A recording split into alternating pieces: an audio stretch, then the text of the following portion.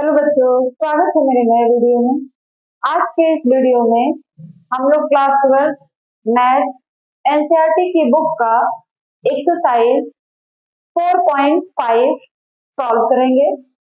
पिछले वीडियो में हमने क्लास 12 के ही मैथ का एक्सरसाइज 4.4 कंप्लीट किया था और आज के इस वीडियो में हम लोग क्लास 12 का ही एक्सरसाइज 4.5 करेंगे। ठीक है, वीडियो स्टार्ट करने से पहले मैं एक बात कहना चाहूंगी कि बच्चों के कमेंट पर हमने साइंस की भी वीडियो बनाने शुरू कर दिए हैं और क्लास 12 का हमने फिजिक्स स्टार्ट किया हुआ है और अब हमने फिजिक्स का भी वीडियो बनाना शुरू कर दिया है क्योंकि बच्चे बहुत ज्यादा कमेंट कर रहे थे और जो मुझे जानने वाले बच्चे हैं वो हमसे फोन करके कह रहे थे कि मैम साइंस पढ़ाइए, इसलिए बच्चों के डिमांड पे ही हमने फिजिक्स भी पढ़ाना शुरू कर दिया है और इसी चैनल पर मैं फिजिक्स भी पढ़ाती हूँ, उसका भी वीडियो मैं डालती हूँ।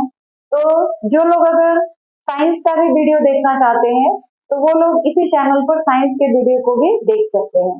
जब फिजिक्स कंप्लीट हो जाएगा तब मैं केमिस्ट्री भी इसी चैनल पर स्टार्ट कर दूंगी क्योंकि बच्चों का अब कमेंट आ रहा है कि मैम केमिस्ट्री भी पढ़ाइए। तो मैथ और फिजिक्स तो मैं पढ़ा रही हूँ, इसके बाद मैं केमिस्ट्री भी पढ़ाऊंगी। ठीक है, और यही चाहूंगी कि जितना ज्यादा से ज्यादा हो सके आप लोग मेरे वीडियो को लाइक, सब्सक्राइब और शेयर करें क्योंकि आपका एक लाइक, सब्सक्राइब और शेयर जो होता है मुझे और अच्छा काम करने के लिए प्रेरित करता है। ठीक है, तो चलिए हम लोग लेसन को स्टार्ट करते हैं और हमारा जो लेसन है 4.5 वो बेसिकली आधारित है सारणिकों और आव्यूहों के अनुप्रयोग पर। हमने पहले डिस्कस किया हुआ है, सारणिक पढ़ा है, आव्यूह पढ़ा है। अब हम लोग ये जानेंगे कि जो आव्यूह हैं, जो सारणिक हैं, उनका उपयोग क्या होता है। तो पहले भी हमने आपको बताया था कि कोई भी आव्यूह हो, कोई भी सारणिक हो, उसका जो उपयोग होता है वो रैखिक समीकरणों को हल करने में ही किया जाता है। ठीक है, तो आज हम लोग ये जानेंगे कि कोई भी रैखिक समीकरण होता है, कोई भी रैखिक समीकरण जो होता है उसका हल हम लोग किस तरीके से आव्यूहों का उपयोग करके कर सकते हैं। ठीक है, इस चैप्टर में बेसिकली यही चीज आपको करना है और यही चीज जानना है कि किस तरह से किसी आव्यूह का प्रयोग करके आप किसी रैखिक समीकरण को हल कर सकते हैं। वैसे तो रैखिक समीकरण को हल करना सभी लोग जानते हैं, लेकिन यहाँ पे आव्यूह का उपयोग करते हुए रैखिक समीकरण का हल करना है। तो उसके लिए कुछ बातें ऐसी हैं जिसकी जानकारी होना आपको बेहद जरूरी है। अगर ये बात आपको नहीं पता रहेगी तो आप एक्सरसाइज 4.5 जो है उसके क्वेश्चन को सॉल्व नहीं कर पाएंगे। ठीक है, इसलिए ये जानना जरूरी है कि उसमें क्या क्या चीजें आपको जाननी चाहिए और उसमें पहला जो है वो है संगत निकाय। पहले तो ये है कि सारणिक और आव्यूह के अनुप्रयोग क्या है। तो सारणिक और आव्यूह के अनुप्रयोग जो है रैखिक समीकरणों को हल करने में किया जाता है, ये हो गया। उसके बाद संगत निकाय क्या होता है। कोई भी निकाय संगत कहलाता है यदि इसके हल का अस्तित्व होता है। हल का अस्तित्व का मतलब है कि कोई भी आव्यूह है, ठीक है, उसका आपको हल निकालना है। मतलब उसमें उसका हल निकालोगे तो पहले हम लोग उसके सारणिक का मान निकालते हैं। अगर उसके सारणिक का मान 0 आ गया तो फिर उसका हल नहीं निकल पाएगा और अगर उसके सारणिक का मान 0 नहीं आता है तब उसका हल आप निकाल पाते हैं। ठीक है, तो यही बातें यहाँ पर भी कही जा रही हैं कि संगत निकाय क्या होता है। कोई भी निकाय संगत कहलाता है यदि इसके हल का अस्तित्व होता है। हल का अस्तित्व होने का मतलब उसके सारणिक का मान 0 नहीं आना चाहिए। ठीक है, उसके बाद असंगत निकाय। कोई भी निकाय असंगत कहलाता है यदि इसके हल का अस्तित्व नहीं होता है। तो हल का अस्तित्व कब नहीं होगा, जब उसके सारणिक का मान 0 आ जाए। ठीक है, तो ये संगत और असंगत निकाय हो गए। अगर उसका हल आता है तो निकाय जो है संगत है और अगर उसका हल नहीं आता है तो निकाय जो है वो असंगत है। अब हम लोग ये देखेंगे कि किस तरह किसी सारणी की सहायता से किसी आव्यूह की सहायता से हम लोग किसी समीकरण का हल निकाल सकते हैं।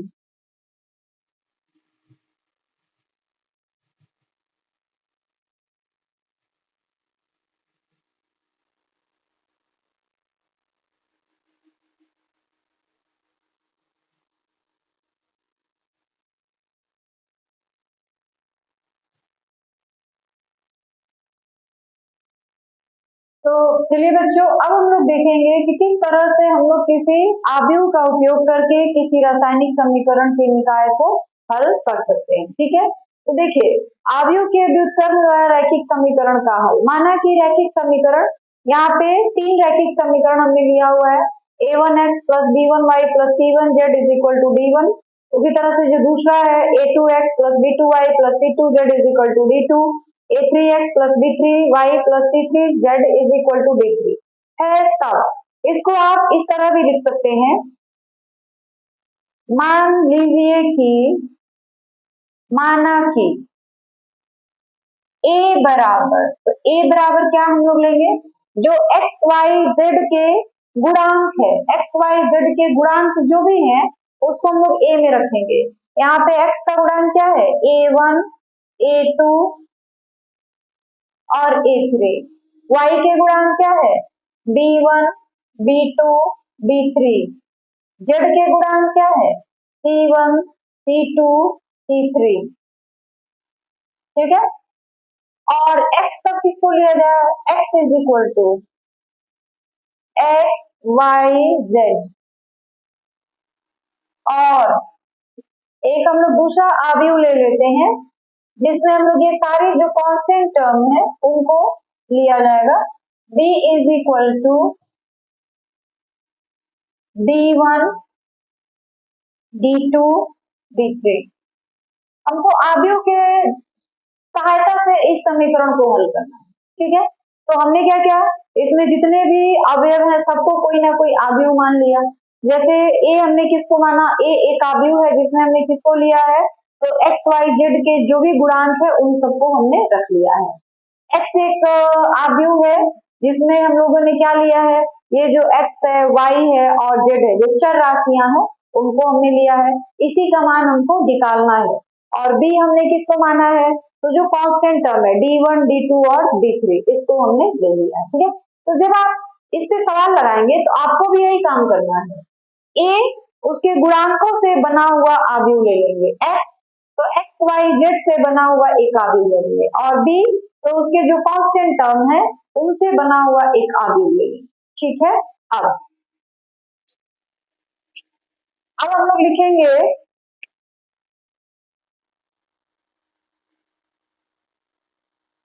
समीकरण ए। देखिए, हमने A X is equal to B लिखा। ठीक है, ए एक्स बराबर हमने बी लिखा के रूप में लिखने पर लिख दिया। अब हम लोग क्या करेंगे, दोनों तरफ ए इनवर्स से गुणा करने पर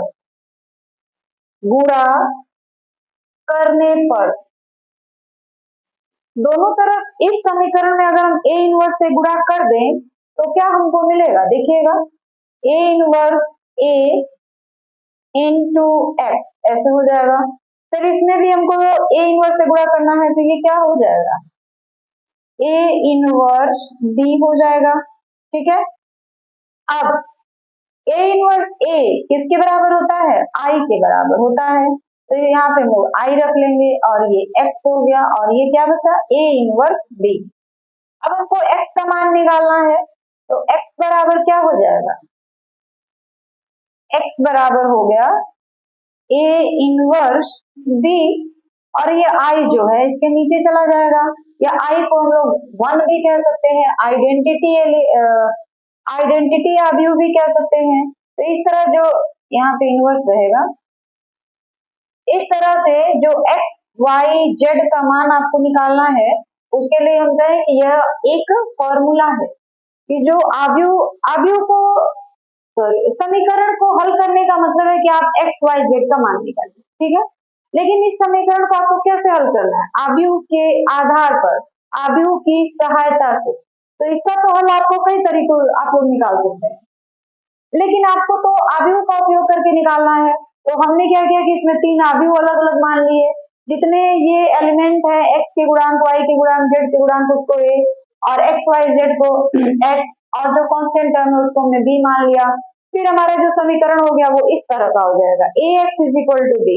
अब हम दोनों तरफ ए इनवर्स से मल्टीप्लाई कर देंगे तो हमको एक्स बराबर ए इनवर्स बी मिल जाएगा। यानी समीकरण का हल जो होगा, जो एक्स वाई जेड के मान निकलेंगे वो कैसे निकलेंगे, एक्स बराबर ए इनवर्स बी। यानी समीकरण के निकाय का हल करने के लिए आपको किसी अवयव का इनवर्स भी निकालना पड़ेगा, यानी व्युत्क्रम भी निकालना पड़ेगा। व्युत्क्रम निकालेंगे तभी जो है अवयव विधि से आप इस समीकरण को हल कर पाएंगे। अवयव विधि से हल करने के लिए कोई भी अवयव जो है उसका इनवर्स निकालना आपको आना चाहिए। पिछले वीडियो में हमने डिस्कस किया भी है कि किसी भी अवयव का कैसे हम लोग व्युत्क्रम निकालते हैं। तो अवयव विधि की सहायता से कोई भी समीकरण होगा तो उसका हल हम लोग कैसे निकालेंगे, x is equal to A inverse B. तो एक्स बराबर हो जाएगा एक्स वाई जेड, वह भी एक अवयव के ही रूप में आएगा। तो इस तरीके से हम लोग किसी भी समीकरण का हल निकाल सकते हैं। ठीक है, तो अब बच्चों हम लोग ये देखेंगे कि किस तरह से ये जो अवयव विधि से हम लोग किसी समीकरण को हल करते हैं। ठीक है, तो चलिए पहले हम लोग एग्जाम्पल देखेंगे एक दो, उसके बाद जाके हम लोग एक्सरसाइज स्टार्ट करेंगे। ठीक है, तो चलिए हम लोग पहले एक एग्जाम्पल करते हैं। एग्जाम्पल नंबर फर्स्ट है 4.5 का, और ये है कि इस समीकरण का हल करना है। ठीक है, तो समीकरण का हल करने के लिए सबसे पहले आपको ये जरूरी है कि आप चेक कर लीजिए कि इसका हल निकलेगा कि नहीं निकलेगा। तो ये कैसे हम लोग चेक करेंगे, तो जो अवयव दिया हुआ है उसका हम लोग सारणिक का मान निकालेंगे। अगर उसका मान 0 आ गया तो हल नहीं मिलेगा, और उसका मान 0 नहीं आया तो फिर उसका हल निकल सकता है। ठीक है, तो सबसे पहले देखिए, मान लीजिए कि या माना हम लोग इसके अवयव के रूप में लिखेंगे a बराबर 2 3, यहाँ का 5 2, फिर x बराबर, तो दोनों ही चर राशियां हैं x और y, और b बराबर क्या होगा, कांस्टेंट टर्म जो है 1 और 7। ये बात समझ आ गई है। अब हम लोग जो अवयव a है इसके सारणिक का मान निकालेंगे और देखेंगे कि क्या यह 0 आ रहा है कि नहीं आ रहा है। तो चलिए निकालते हैं। मॉड a बराबर क्या हो जाएगा, 2 दूनी 4 माइनस 5 3 15, यानी इसकी वैल्यू कितनी आ गई, -11। तो मॉड a की वैल्यू नॉट इक्वल टू 0 आई है, अतः इसके व्युत्क्रम का अस्तित्व होगा, अस्तित्व है।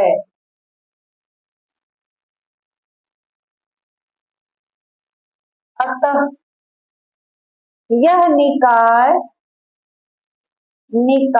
संगत है, और संगत है तो फिर इसका आप हल निकाल सकते हैं। ठीक है, संगत है।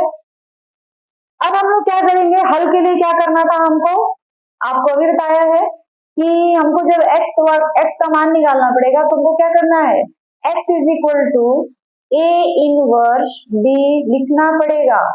ठीक है, तो हमने लिख दिया, ये हमारा फॉर्मूला है। अब पहले तो हमको ए इनवर्स का मान निकालना पड़ेगा। तो आपने पिछले वीडियो में जाना था कि ए इनवर्स का मान कैसे निकालते हैं।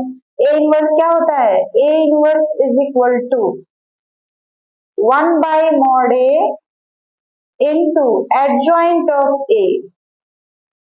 ठीक है, तो पहले तो हम लोग इस फॉर्मूले से ए इनवर्स का मान निकाल लें, तब जाके इसमें रखें तो फिर हमको x का मान और y का मान मिल जाएगा।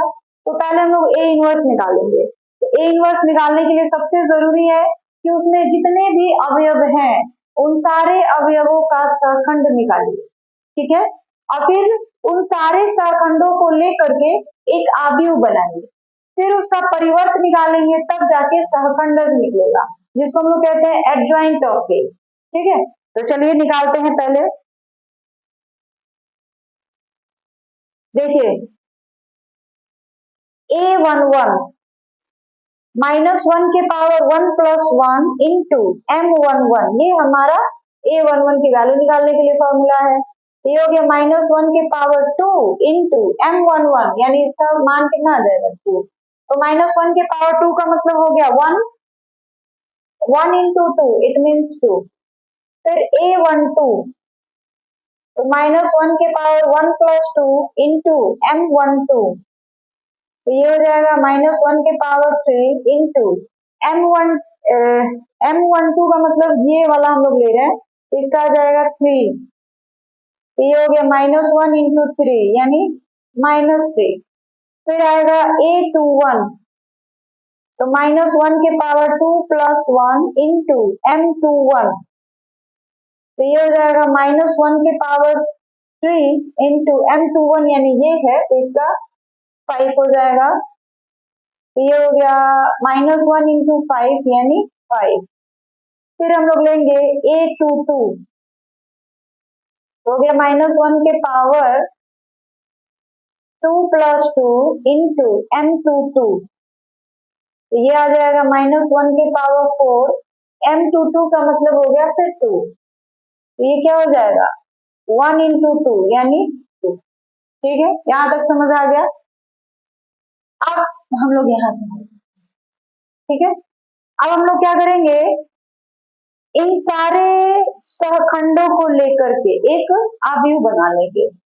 ठीक है, एडजॉइंट ऑफ ए निकालते हैं, तो कैसे निकलेगा, सारे अवयवों को लेकर के, सहखंडों को लेकर के एक आव्यूह बनाएंगे। तो 2 - 3 5 2, इसका ट्रांसपोज यानी परिवर्त, तो क्या हो जाएगा 2 - 3 5 2, इसका ट्रांसपोज हो गया, इसका परिवर्त हो गया। ठीक है, अब ए इनवर्स निकालना है, तो क्या हो जाएगा ए इनवर्स बराबर, इस फॉर्मूले पे रखेंगे, तो ए इनवर्स का मान क्या हो जाएगा 1/mod ए, mod ए की वैल्यू आपने निकाली हुई है -1 -11, और ये होगा 2,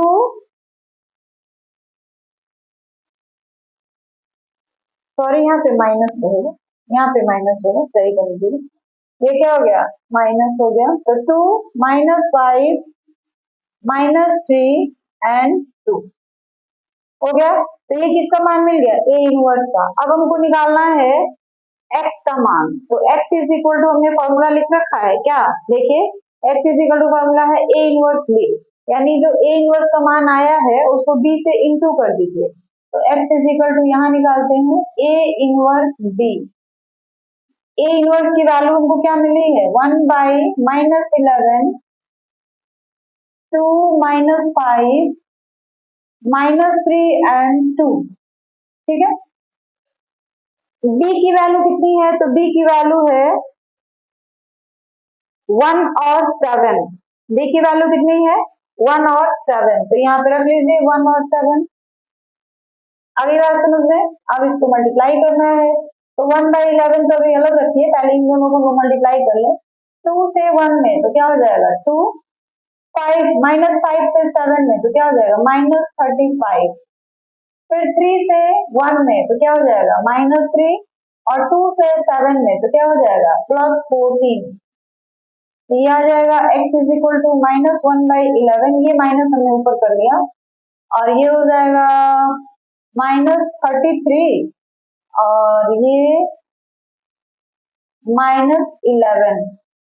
आगे बात समझ में, अब हमने क्या किया 11 अंदर करके सबको डिवाइड कर देंगे, तो ये हो जाएगा -33/-11, और इसको अंदर करेंगे तो -11/-11, तो ये कितना हो गया माइनस माइनस कैंसिल 3, और ये भी कैंसिल, तो 1। आ रही बात समझ में, प्लस होगा यहाँ पे, तो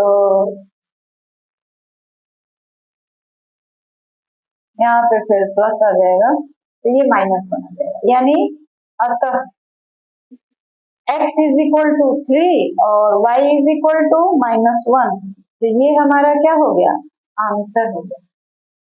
आइए बात समझ में अच्छे से देख लीजिए फिर से एक बार, मान लिए कि a बराबर इसके जो गुणांक है उसको ले लिया, x बराबर xy, अगर z रहता तो z, b बराबर ये जो नंबर है 1 7, अब मॉड ए का मान हमने निकाला, मॉड ए का मान हमको कितना मिल गया, -11। मॉड ए का 0 के बराबर नहीं आ रहा है, अतः इसके व्युत्क्रम यहाँ पे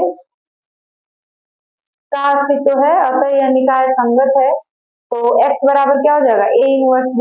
a इनवर्स हम लोग कैसे निकालेंगे, 1/mod a into adjoint of A. Adjoint of A निकालने के लिए सारे अवयवों का हमने सहखंड निकाल लिया, उसको लेकर हमने एक यहाँ पे अवयव बना लिया, फिर उसका परिवर्त निकालेंगे तो वो सहखंडज हो गया। अब a इनवर्स का मान हमको इतना मिल गया। अब जब x का मान निकालना है तो जो a इनवर्स आया है उसको हम लोग b से मल्टीप्लाई कर देंगे, तो इस तरीके से हमको x का मान जो है मिल जाएगा। और x हमने किसको माना था, x और y को, यानी x का मान 3 और y का मान -1। आगे बात समझ में। तो अब हम लोग एग्जाम्पल नंबर 2 करेंगे, और एग्जाम्पल नंबर 2 है कि आव्यूह विधि से हल करें। यह एक समीकरण दिया हुआ है, यहाँ पे 3 समीकरण आपको दिए हैं, इसलिए इसे समीकरण का निकाय कहा जा रहा है, क्योंकि एक से ज्यादा समीकरण है, ठीक है। तो इन समीकरणों का हल जो है आपको आव्यूह विधि से करना है। तो आव्यूह विधि से करने के लिए पहले हमने आपको अभी क्वेश्चन जो सॉल्व किया है उसमें हमने आपको बताया था, माना कि a बराबर, तो इसके जितने गुणांक हैं क्या हो जाएंगे, 3 2 4, 3 2 4, -2 1 और -3, फिर 3 -1 2, ठीक है। और x बराबर क्या हो जाएगा, x y z, और b बराबर क्या हो जाएगा, 8 1 4। इस तरीके से हमको 3 अवयव मिल गए, ठीक है। अब सबसे पहले ये चेक करेंगे कि इसके व्युत्क्रम का अस्तित्व है या नहीं है। तो पहले हम लोग मॉड ए निकालते हैं, मॉड ए। तो ए का मान ये दिया हुआ है, मॉड ए का मतलब है कि इसको आप किसी भी पंक्ति या किसी भी स्तंभ के सापेक्ष हल कर दीजिए। तो लिखेंगे प्रथम बी को भी यही कर लिखते हैं, और b बराबर 8 1 4, जगह लास्ट में कम पड़ जाता है इसलिए। अब हम लोग निकालेंगे मॉड ए बराबर प्रथम पंक्ति के सापेक्ष हल करने पर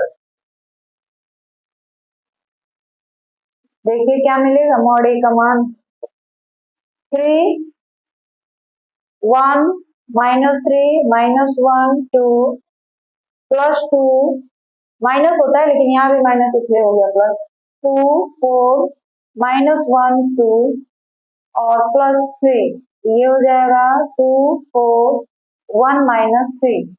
हल करते हैं, ये जाएगा 3 2 माइनस माइनस प्लस और फिर माइनस, तो -3 +2 4 माइनस प्लस 4, फिर +3 -6 -4, ये हो गया 3 -1 +2 इंटू 8 +3 इंटू -10, तो यह आ जाएगा -3 +16 और -30, तो इसकी वैल्यू -33 +16, तो 33 और 16 कितना हो जाएगा,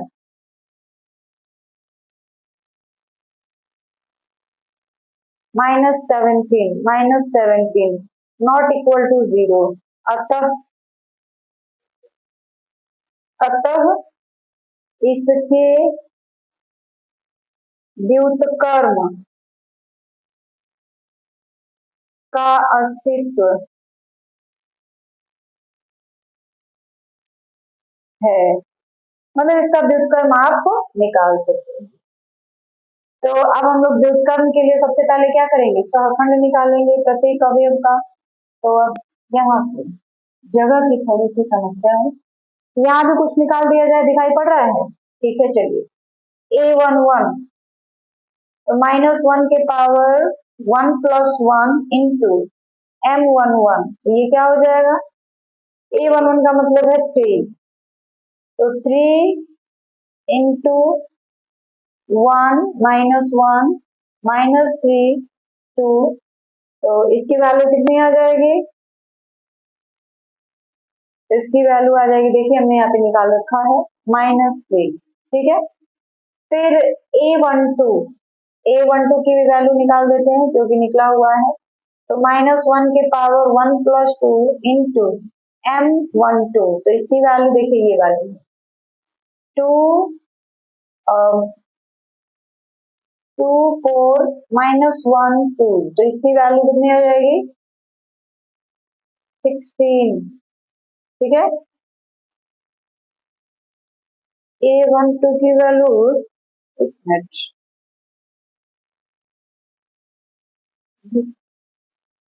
M11 का मतलब ये ना रहे, ये ना रहे, तो M11 का मतलब हो गया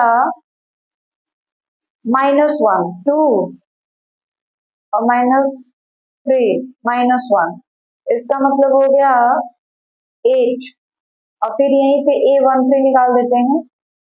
A13 का मान हो गया -1 के पावर 1 + 3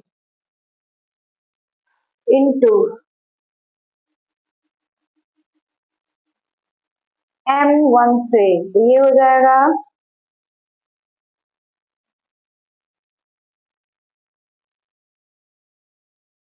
-1 के पावर 4 M13 ये है, यहाँ भी 1, यहाँ पे -1, ये आ जाएगा माइनस, ठीक है। अब ये -1 के पावर 4 और फिर ये हो जाएगा 2 4 1 -3, तो इसकी वैल्यू आ जाएगी -6 और -4 -10, -10, ठीक है। अब थोड़ा सा ऊपर निकालते हैं, यहाँ पे A21 के लिए -1 के पावर 2 + 1 इंटू -2 -3 फिर 3 और 2, तो इसका मान कितना हो जाएगा?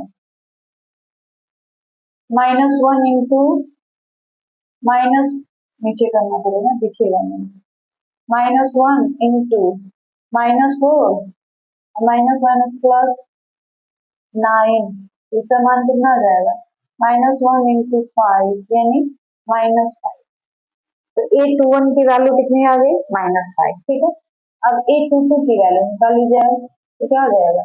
-1 के पावर 2 + 2, M22 का मतलब हो गया, इसका हम लोग ले रहे तो 3 4 3 4, देखिएगा इसका हम लोग ले रहे हैं ना, तो ये बीच वाली लाइन छोड़ देंगे और ये बीच वाली लाइन छोड़ देंगे, क्या बचेगा? 3 4 3 2 3 2, इसको हल करेंगे तो ये जाएगा 1 इंटू, इसका हो जाएगा 6 -12 यानी -6, तो A22 की वैल्यू कितनी आ जाएगी? -6। A23 निकालते हैं तो ये हो जाएगा -1 के पावर 2 + 2 इंटू, देखिएगा ये ले रहे हैं तो हम लोग किसको लेंगे?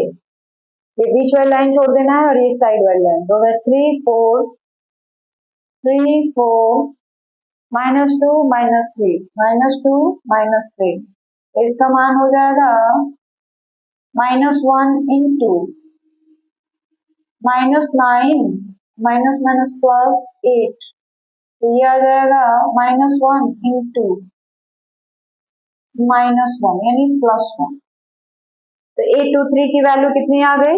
+1, 23 की वैल्यू +1 आ गई, ठीक है। अब हमको निकालना है ये A31, तो -1 के पावर 3 + 1 इंटू M, डायरेक्ट लिख रहे हैं, इसका ले रहे हैं तो ये लाइन छोड़ना है और ये लाइन छोड़ना है, तो क्या मिलेगा हमको? -2 1 3 -1, ये हो जाएगा 1 इंटू 2 -3 यानी 1 इंटू -1 यानी -1, A32 -1 के पावर 3 + 2 इंटू, इसको हम ले रहे हैं ना, तो 3 2 और 3 माइनस 1, तो ये क्या हो जाएगा, -1 इंटू -3 और -6, तो ये हो जाएगा -1 इंटू -9 यानी +9।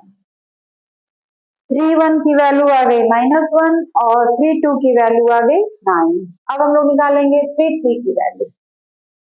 833 -1 के पावर 3 प्लस 3 इंटू, देखिएगा 331 ये है ना, तो ये लाइन छोड़ दीजिए और ये लाइन छोड़ दीजिए, क्या बचेगा 3 2 और -2 1, तो इसकी वैल्यू क्या हो जाएगी, -1 का पावर 6 हो जाएगा तो +1 हो गया इंटू, इसको करेंगे तो 3 और माइनस माइनस +4 यानी 1 इंटू 7, इसका मान आ गया कितना, 7। अब ए इनवर्स निकालेंगे, तो पहले तो एडजॉइंट ऑफ ए निकाल दे,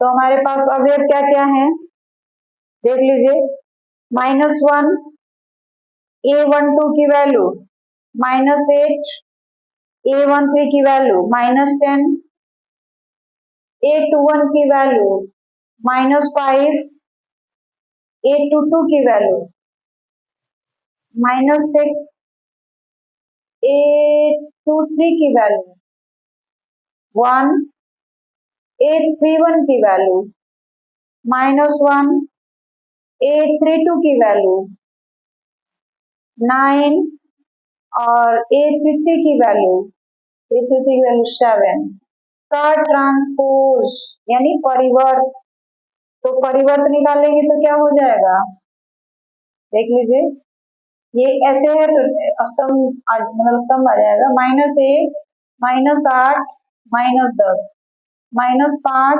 -6 1 -1 9 और 7, तो ये हमारा ट्रांसपोज हो गया।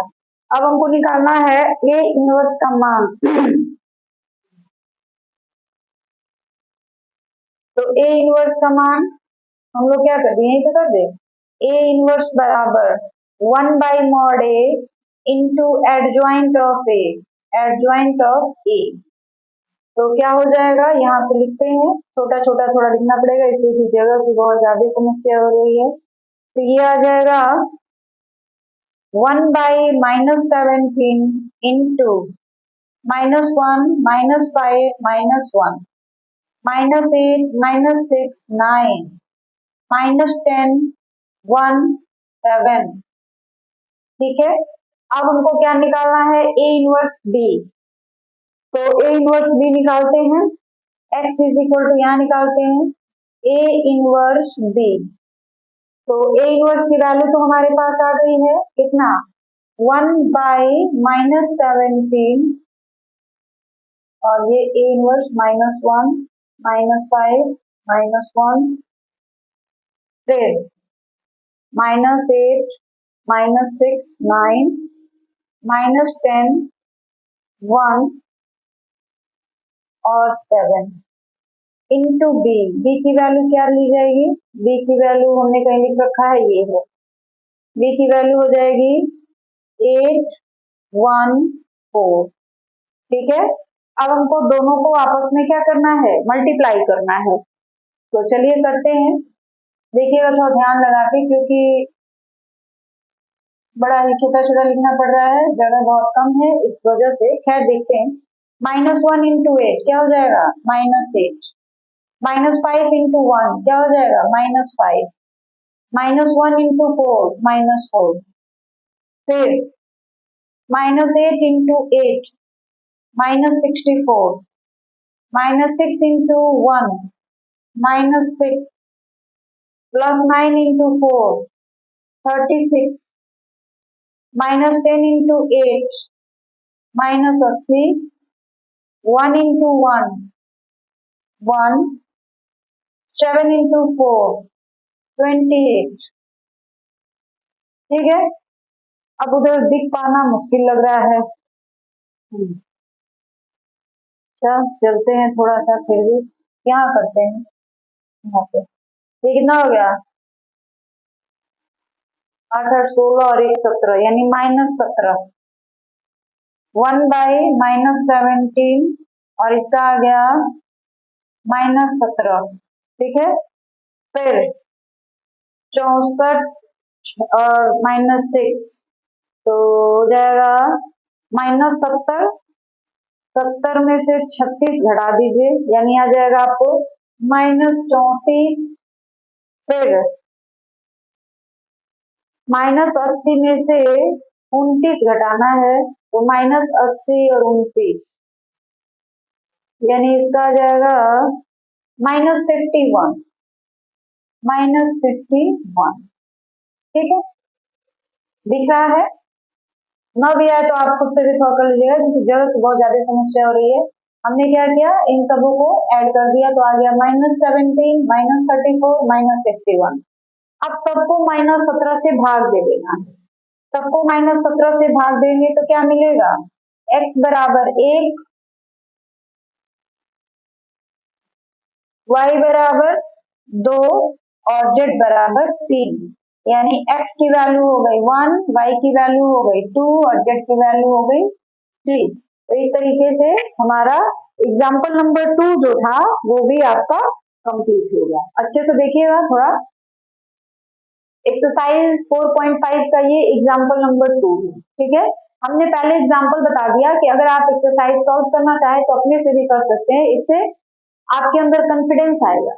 ठीक है, सवालों को अगर आप समझ रहे हैं और एक्सरसाइज खुद लगाने लगेंगे तो आपके अंदर एनर्जी आएगी कि हाँ हम भी जो है क्वेश्चंस को लगा पा रहे हैं, उससे आपका कॉन्फिडेंस लेवल जो होगा और हाई होगा। ठीक है, तो चलिए वैसे हम एक्सरसाइज को सॉल्व करेंगे, पहले एग्जाम्पल कर लेते हैं। तो इस तरीके से एग्जाम्पल नंबर 2 जो है वह आपका कंप्लीट हो गया। चलिए बच्चों, अब हम लोग एग्जाम्पल नंबर 3 भी कर लेते हैं। और एग्जाम्पल नंबर 3 यहाँ लिखा हुआ है, 3 संख्याओं का योग 6 है। यदि हम तीसरी संख्या को 3 से गुणा करके दूसरी संख्या में जोड़ दें तो हमें 11 प्राप्त होता है, और पहली और तीसरी को जोड़ने से हमें दूसरी संख्या का दोगुना प्राप्त होता है। इसका बीजगणितीय निरूपण कीजिए और आव्यूह विधि से हल करिए। तो मान लीजिए कि 3 संख्याएं जो हैं x, y, z हैं। सॉल्यूशन काफी छोटा छोटा लिखना पड़ेगा, जगह बड़ा कम पड़ रहा है। माना कि 3 संख्याएं x, y, z हैं, x, y, z हैं। तो प्रश्नानुसार तीनों का योगफल x plus y plus z is equal to 6। एक ही क्वेश्चन हो गया। दूसरा, तीसरी संख्या को 3 से गुणा करके दूसरी में जोड़ने पर, तो दूसरी संख्या क्या है हमारी y है, और उसमें हम लोग तीसरी संख्या का 3 गुना जोड़ देंगे तो वो किसके बराबर हो जाता है, दूसरी संख्या में जोड़ दे तो हमें 11 मिलता है। तो ये हमको मिल गया। अच्छा, यहाँ पे x का मान तो कुछ नहीं रहा तो x का मान हम लोग 0 रख लेते हैं, यानी 0 plus y plus 3z is equal to 11। दूसरा इक्वेशन मिल गया। और पहली और तीसरी को जोड़ने से, यानी पहली और तीसरी यानी 3z को जोड़ने से हमें दूसरी संख्या का दोगुना प्राप्त होता है। दूसरी संख्या यानी 2y। तो अब इसको हम लोग क्या लिख सकते हैं, इस तरह लिख सकते हैं x minus 2y plus 3z। तो इसको हम लोग ऐसे लिखेंगे x minus 2y plus 3 plus z is equal to क्या मिल जाएगा हमको, 0। ये खत्म। यानी हमारे 3 इक्वेशन है, एक ये हो गया, दूसरा ये हो गया और तीसरा ये हो गया। अब इन तीनों समीकरणों का आपको हल निकालना है, लेकिन आव्यूह विधि से।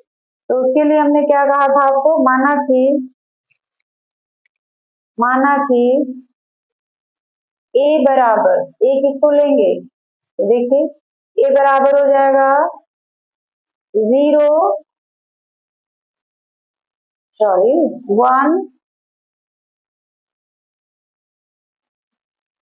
फिर दूसरे का 0 फिर तीसरे का 1।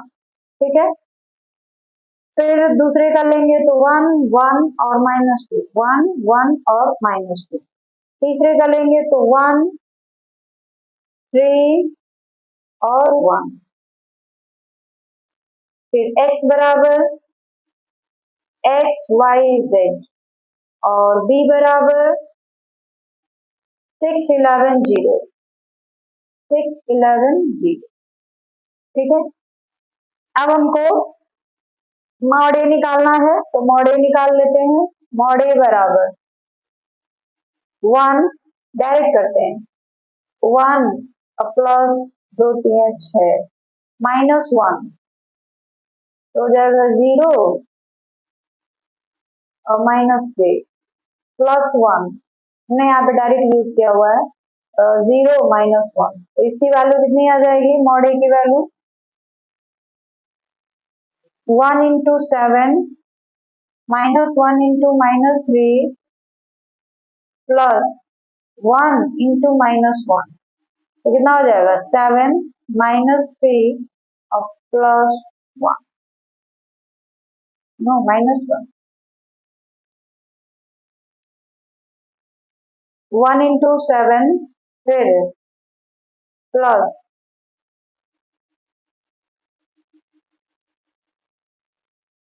पहली पंक्ति को लेके हमने प्रसार किया हुआ है तो 1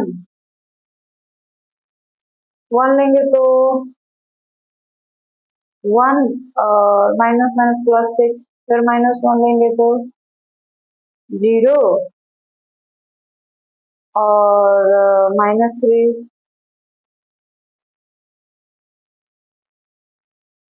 फिर प्लस 1 लेंगे तो 0 और माइनस 1, तो ये हो गया 1 7 प्लस 3 और ये आ जाएगा माइनस 1, तो ये हो गया 10 माइनस 1 यानी 9 नॉट इक्वल टू 0। अतः इसका व्युत्क्रम जो है पॉसिबल है। अब अतः इसका व्युत्क्रम, इसके व्युत्क्रम का अस्तित्व है।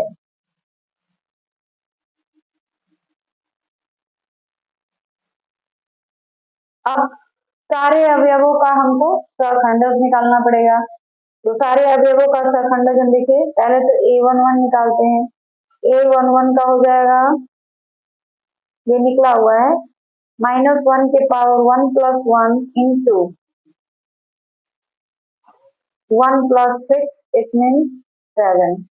A12 निकालते हैं, वो भी निकला हुआ है, यहीं से देखिए A12 क्या हो जाएगा, तो -1 के पावर 1 प्लस 2 इंटू ये वाला 0 माइनस 1, 0 माइनस 3, ठीक है, तो ये क्या हो जाएगा यहाँ -1 इंटू माइनस 3 यानी प्लस 3, तो A12 का मान कितना मिल गया? प्लस 3। अब A13 का मान निकालना है, तो A13 बराबर निकला हुआ है -1 के पावर 1 प्लस 3 इंटू ये 0 माइनस 1, तो 0 माइनस 1 करेंगे तो क्या होगा? 0 माइनस 1 यानी -1, तो ये हो जाएगा +1 इंटू -1 यानी -1, ठीक है, तो A13 का मान निकल गया -1।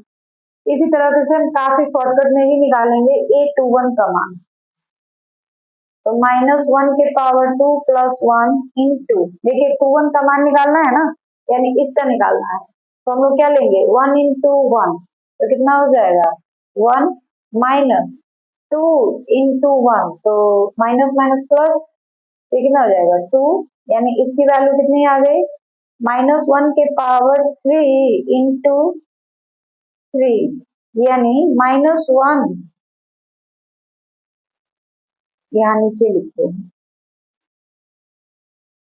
-1 के पावर 3 इंटू 3, तो इसकी वैल्यू कितनी आ जाएगी -3, यानी A21 की वैल्यू आ गई -3।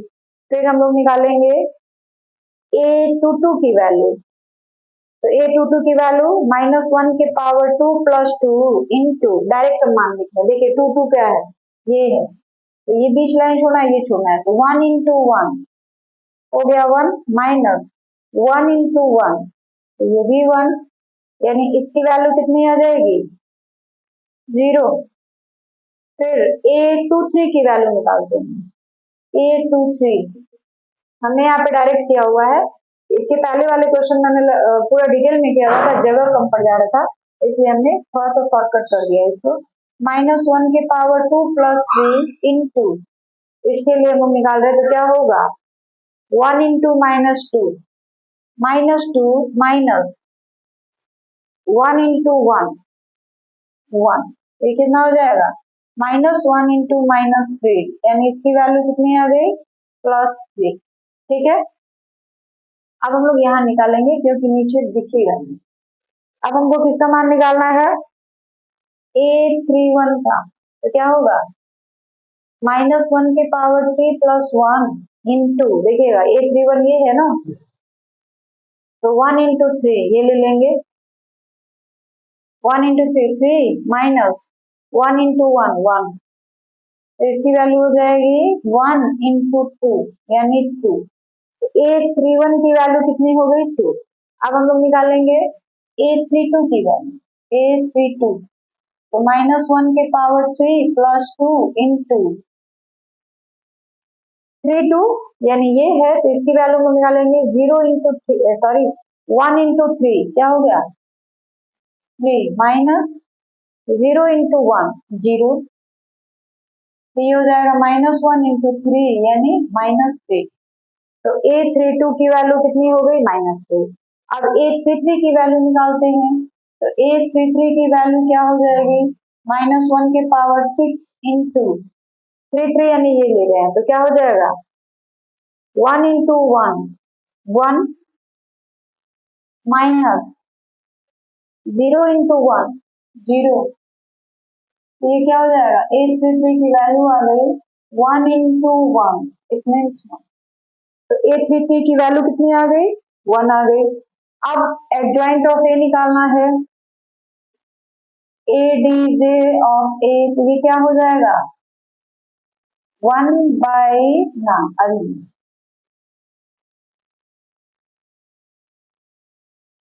सारे अवयवों को ले लेंगे, पहले 7, फिर 3, फिर -1 दूसरी पंक्ति, -3 0